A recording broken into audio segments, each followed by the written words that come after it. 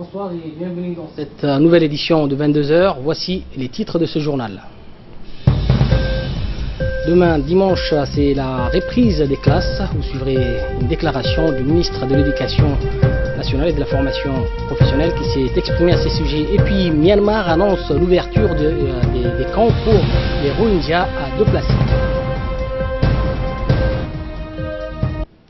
Demain, dimanche, c'est la rentrée de classe. À cette occasion, le ministre de l'Éducation nationale et de la formation professionnelle, Moustapha Mohamed Mahmoud, a fait une déclaration à la presse où, dans un premier temps, il a souhaité bonne reprise à tous les élèves et également à tous les corps enseignants. Nous l'écoutons. Bismillahirrahmanirrahim. Mes chers compatriotes, demain, dimanche 10 septembre, les enfants de la nation sont appelés à reprendre le chemin de l'école pour cette rentrée 2017-2018 et ceux et celles du secondaire leur emboîteront le pas dès le lendemain, c'est-à-dire le lundi 11 septembre. Demain, Inch'Allah, ce sont près de 100 000 élèves de l'enseignement fondamental qui feront le retour en classe et à l'école pour la plupart d'entre eux et entameront pour d'autres leur tout premier pas vers le lieu de savoir et de l'éducation. Je pense évidemment aux enfants inscrits cette année en première année pour lesquels un accueil agréable et rassurant doit être réservé de la part des enseignants et des chefs d'établissement. Cette année encore, l'honneur me revient de prendre solennellement la parole à l'occasion de cet événement national pour souhaiter, et en premier lieu aux élèves, aux parents, aux enseignants et aux chefs d'établissement, une bonne et heureuse année scolaire. Je voudrais également souhaiter une bonne et heureuse année à tous nos inspecteurs, nos conseillers pédagogiques, nos chefs de service, nos directeurs généraux et à tous nos autres personnels administratifs et de vie scolaire, à tous nos partenaires techniques et financiers internationaux qui nous appuient et qui nous accompagnent dans notre mission. Je voudrais également souhaiter une année heureuse et aussi enrichissante que celle écoulée. Cette année encore, toutes les dispositions sont prises afin d'entamer cette rentrée scolaire dans les meilleures conditions possibles. Le ministre de l'Éducation nationale et de la formation professionnelle a rappelé également les exigences auxquelles devront se plier les responsables de son département. Voici ses propos. C'est pourquoi le MENFOP mise sur un changement de paradigme scolaire, des modèles d'école, d'où l'émergence d'une école qui puisse favoriser davantage le développement du capital humain.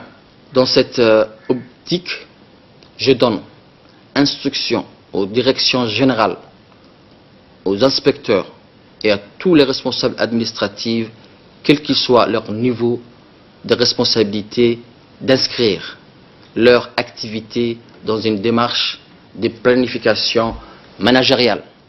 Et c'est dans un esprit d'équipe, selon bien sûr les axes prioritaires de transmutation de notre école. Et comme pivot principal de ces priorités, il y a la révalorisation des enseignants. Nous ne voulons plus aujourd'hui d'un enseignant traditionnel, certes dévoué et compétent, mais exerçant avec des méthodes préfixées et un cheminement pédagogique tout tracé pour lui et pour ses élèves. Cela n'a plus de sens. Cette posture doit être désormais révolue. En ce qui concerne la formation technique et professionnelle, le ministre de l'Éducation nationale et de la formation professionnelle a rappelé l'importance de mettre en place des formations en phase avec la réalité du marché du travail. Il est également revenu sur l'école d'excellence qui ouvre ses portes à demain. Dans le domaine de l'enseignement technique et professionnel, un secteur de grand intérêt pour mon département et pour le gouvernement, car il contribue au développement économique et industriel de notre pays. Et le premier défi ici consiste à garantir un accès large et équitable des élèves de 9e année aux différentes filières proposées. Pour cela, il nous faut considérablement augmenter les capacités d'accueil avec la construction de nouveaux centres de formation et l'équipement des lycées professionnels selon les normes standards de formation. La qualité des apprentissages professionnels doit être par ailleurs améliorée en actualisant et en diversifiant la carte de formation proposée aux élèves. La Direction générale de l'enseignement technique et de la formation professionnelle doit continuer à mettre en adéquation les formations avec le marché de travail.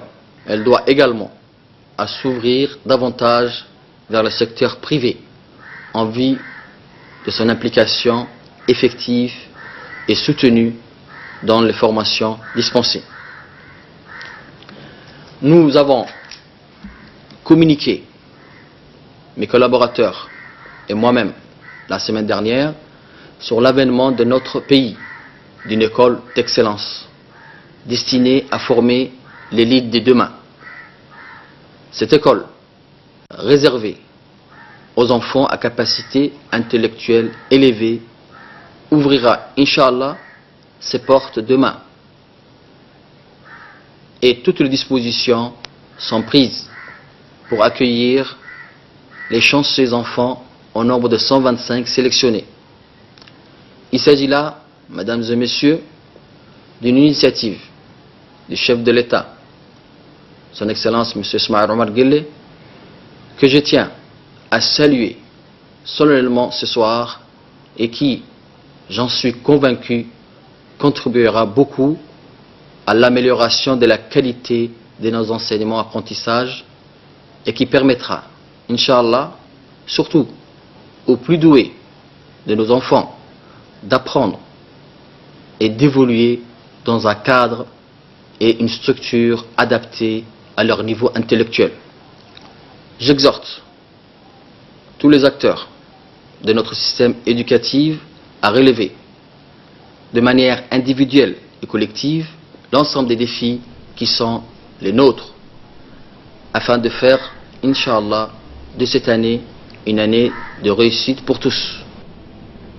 Fardous, pour nous donner les grandes lignes de cette intervention, c'est donc demain à la rentrée, le ministre l'a bien précisé, que doit-on retenir justement d'essentiel de cette intervention? Effectivement, donc demain c'est la rentrée des classes pour plus de 100 000 élèves de l'école de base de l'enseignement fondamental qui feront leur entrée. À cet effet, le ministère de l'Éducation nationale et de la formation professionnelle prend pour un changement afin de revaloriser le capital humain. Selon le ministre, l'enseignement traditionnel n'a plus donc sa place, avec les anciennes méthodes n'ont plus leur place et sont révolues. Nous entrons donc dans une nouvelle ère, une ère où la remise en cause est le mot d'ordre. Donc enfin le ministre a expliqué que la question qui occupe donc cette journée, donc la mise en place avec l'école d'excellence, cette nouvelle école qui va accueillir demain plus une classe de deuxième année, 2 classes de troisième année et 2 classes de sixième année, avec un effectif de 25 élèves par classe. Au total, donc, ce sera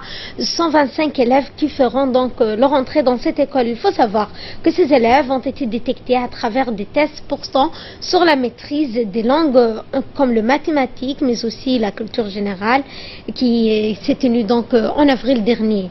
Donc rien à voir donc avec ces élèves, ils ne sont pas donc des surdoués ni même des génies. Il s'agit donc d'améliorer leur capacité dans l'enseignement, renforçant donc l'accès de l'équité pour la promotion, l'égalité des chances entre les genres et même dans les zones rurales et urbaines, le développement avec le développement du numérique, la gestion axée sur les résultats par le pilotage axé sur les réformes, l'évaluation, la réédition des comptes. Merci Fardous. Nous restons toujours dans les domaines de l'enseignement. Le ministre de l'Enseignement supérieur et de la Recherche, Dr Nabil Mohamed Ahmed, a pris part au premier sommet sur la science et la technologie organisé par l'OCI, l'Organisation de la Conférence islamique. Ça s'est tenu à Astana, au Kazakhstan. Le ministre était accompagné du président de l'université de Djibouti, Dr Jama Mohamed, et les directeurs du CERD, Dr Jalouddin Mohamed. Au marge de ces sommets, le ministre de l'Enseignement supérieur et de la Recherche a été donc reçu ce matin par son homologue kazakh Erlan Sagadiev. Une réunion de travail sur la coopération entre les deux pays dans les domaines des sciences et technologies en présence de l'ambassadeur de Djibouti à Moscou, également ambassadeur de Djibouti à Astana avec résidence à Moscou, et en présence donc des membres de sa délégation. Suite au décernement du prix de la finance islamique, Global Islamic Finance Awards 2017 au président de la République, Ismail Omar Guelleh, le 6 septembre à Astana, le secrétaire exécutif de l'autorité intergouvernementale pour le développement, l'IGAD, Mahboub Maalin, adresse donc ses félicitations au président Guelleh. C'est en mon nom propre et au nom de l'IGAD que je présente mes chaleureuses félicitations au président de la République de Djibouti, Ismail Omar Guelleh, a dit donc M. Maalin. La décision du comité du Global Islamic Finance Awards de décerner au président Guelleh la médaille du prix de la finance islamique 2017 est une reconnaissance des efforts que le président de la République ne cesse de fournir depuis plusieurs décennies pour soutenir le développement de la finance islamique aussi bien à Djibouti mais aussi dans la région d'Eligad, poursuit le secrétaire exécutif. Il a également profité de ces communiqués, à l'occasion de ces communiqués, pour souligner le caractère exceptionnel du président Guelleh qui a donc agi en homme de cœur après le drame des incendies qui ont récemment ravagé près de 200 foyers et rendu vulnérables plus de 1000 personnes. C'est donc par un geste sans précédent que le président Guelleh, à travers la fondation Droit au logement qu'il a créé, a fait donc des logements en dur aux 200 victimes pour ainsi les mettre à l'abri de manière définitive, conclut le secrétaire exécutif de l'IGAD. Dans le reste de l'actualité, une cérémonie de remise de galons a eu lieu en fin de semaine à la caserne de la garde-côte djiboutienne. La cérémonie a vu la participation du ministre de l'équipement et des transports, Mohamed Abdelkader Moussa Helem, et les commandants de la garde-côte djiboutienne, les colonels Waïs Omar Bogouré, ainsi que des officiers de la garde-côte djiboutienne.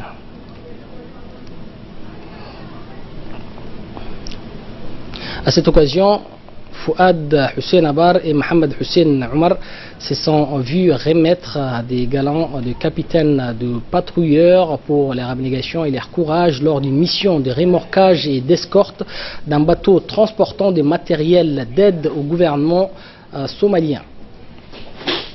Bateau qui s'est donc échoué au large de la Somalie. Et deux nouveaux médecins, en l'occurrence Fatouma El Miaye et Mustafa Ibrahim Ali, ont été élevés au rang de médecins lieutenants. Ces deux nouveaux médecins vont renforcer la capacité du centre médical de la garde-côte djiboutienne. Le colonel de la garde-côte djiboutienne, Waïs Omar Bogouré, dans son intervention donc a félicité les officiers gradés et les a encouragés. Les colonels Waïs a indiqué que la garde-côte djiboutienne, née de la vision du président de la République, doit être une force capable de sécuriser l'ensemble du domaine maritime djiboutien et faire face à toutes les menaces qui viseraient à nuire les activités portières et la sécurité du détroit des Bab el-Mandab.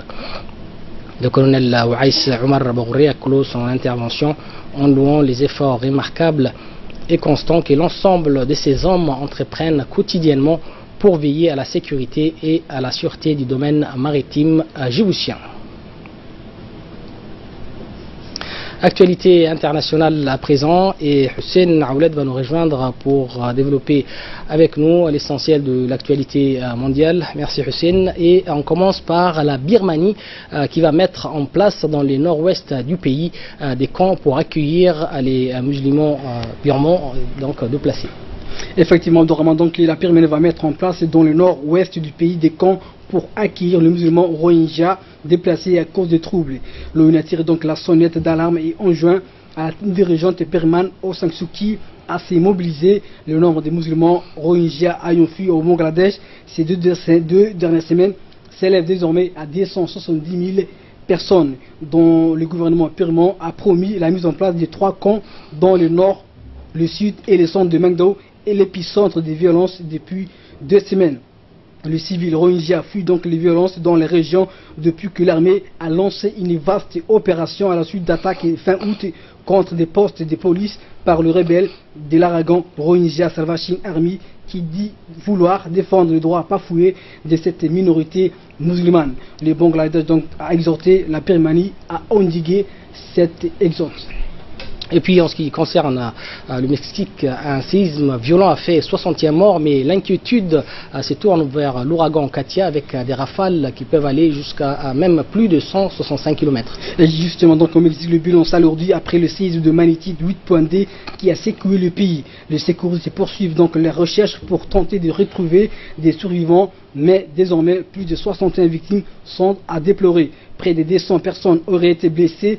L'épicentre de ces tremblements de terre, le plus fort qu'a connu la Mexique et depuis plus de 80 ans, était situé dans le Pacifique.